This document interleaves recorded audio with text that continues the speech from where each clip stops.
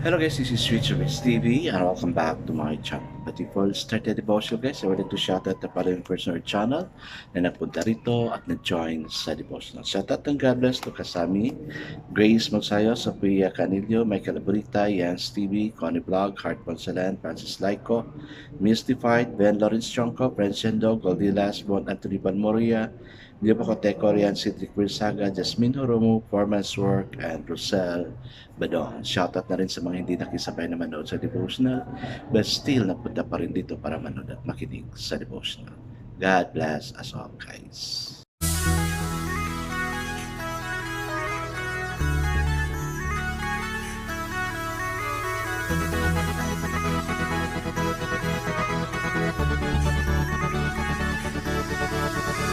Rich TV, where you heard it, number one is on the top.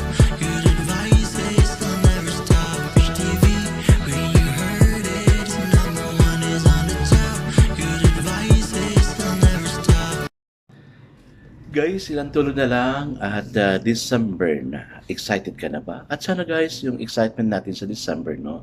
Sa Pasko, sa New Year, is the same excitement we have as we come to this devotional. Kasi I know God is blessing us when we're joining the devotional. Remember guys, no? Marami ako sinisindan but God is choosing kung sino yung pinapapunta niya rito. Kung ikaw andito ngayon, you are chosen by God, di ba?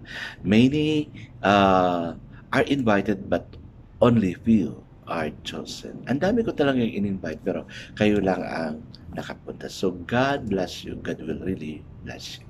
I guess let's not proceed to our devotional. Let's open our Bible to Amos chapter 7 verses 1 to 9. This is about locust, fire, and plumb line. And still guys, I'm using the devotional study Bible because the words used here to simplify na maintindihan talaga natin. Okay, the word of the Lord in Amos chapter 7 verse 1 to 9 says, "This is what the sovereign Lord showed me. He was preparing swarm of locusts after the king's share had been harvested, and just as the second crop was coming up, when they had tripped the land clean, I cried out, 'Sovereign Lord, forgive. How can Jacob survive? He is so small.' So the Lord relented. 'This will not happen,' the Lord said. 'This is what the sovereign Lord showed me.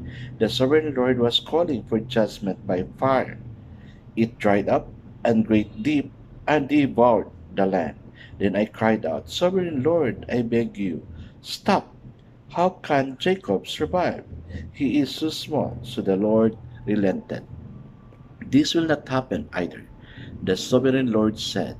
"This is what he showed me. The Lord was standing by a wall that had been built true to plumb line, with a plumb line and his on his hand, and the Lord asked me, 'What do you see, Amos?' 'A plumb line,' I replied. Then the Lord said, 'Look, I am setting a plumb line, like plumb line among my people Israel. I will spare them no longer. The high places of Isaac will be destroyed, and the sanctuaries of Israel will be ruined. With my sword I will rise against the house of Jeroboam." Amen and amen. I guess let's not pray. Father God, there are really calamities coming. Maski sa buhay pala ni Jacob, meron na, O Lord.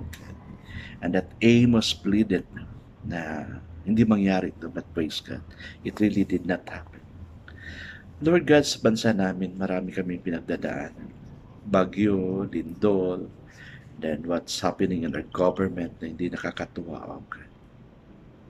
Yes, Lord, we know you are setting your plumb line against the Philippines, O Lord God, in order for the people to become righteous. Yes, kailangan tagalinitin, O God. But it is your responsibility to clean the government. Lord, our role is to stand with people and ask forgiveness sa mga nagawa namin, O God.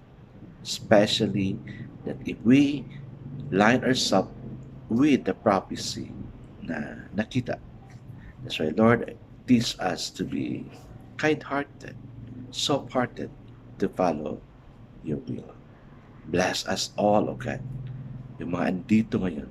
Because you said, many are invited, but only few are chosen. Thank you for this chosen one. Nandito ngayon, God. In Jesus' name we pray. Amen and amen. So the focus verse we have for this evening, guys, is 2, no? Amos chapter 7, verse 7 and 8, and it says, He showed me, and behold, the Lord was standing by a vertical wall with plumb line in his hand. The Lord said to me, What do you see, Amos? And I said, A plumb line. Then the Lord said, Behold, I am about to put a plumb line in the midst of my people, Israel. Alam niyo ba yung plumb line? Yung metal na medyo triangle na hinahang na mga ginagamit ng mga engineer para mas straight yung line. No? Hindi na maging baliko yung line. Kaya nakaano siya, God is putting a plumb line sa wall para hindi maging tapinig, baliko, or whatever you describe it. So the title of the devotion for this evening, guys, is The Other Half of Grace. Amos was a prophet of righteousness and justice. In the midst of religious apostasy and neglect of human suffering, his theme was, Let justice rule like water, and righteousness like an overflowing stream. The Lord told him that righteousness and justice were his plumb line that measured and exposed the crooked structure of religious institutionalism. This issue was the belief of God had to be expressed in personal righteousness and social justice. Amos' cutting message slices through any religion that does not result in discovering and doing the Lord's will in our relationship and responsibilities. The Lord's plumb line is lowered on each of us at our churches. Our bland toleration of anything that contradicts His love is exposed. Judgment is a part of grace. When the plumb line is lowered, we can see what is out of line. Then we can ask Him to help us put the crooked straight. Then judgment is an expression of grace. Amen. Kaya guys, kailangan talaga natin na maging matuwid, no? In relation with God. Kaya I know God is using plumb line sa atin ngayon, especially sa form of government. Kasi I really believe sa prophecy na yung nakita niyo ba yung prophecy ng African Negro na yun? Well, lahat ng sinasabi niya is becoming true. Kasi yun yung sinabi niya. He even describes the situation na nasa Bible, so it was a prophecy. Hindi hula yun, guys. It is a prophecy. At least there is a prophecy like that in order for us to prepare ourselves, to correct ourselves, in order to save ourselves from the damnation na gagawin ni Lord sa atin. Tingnan mo, no?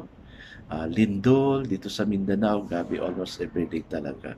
May lindol sa Luzon, sa Visayas, may bagyo pa. How could we live with these catastrophes happening unto us?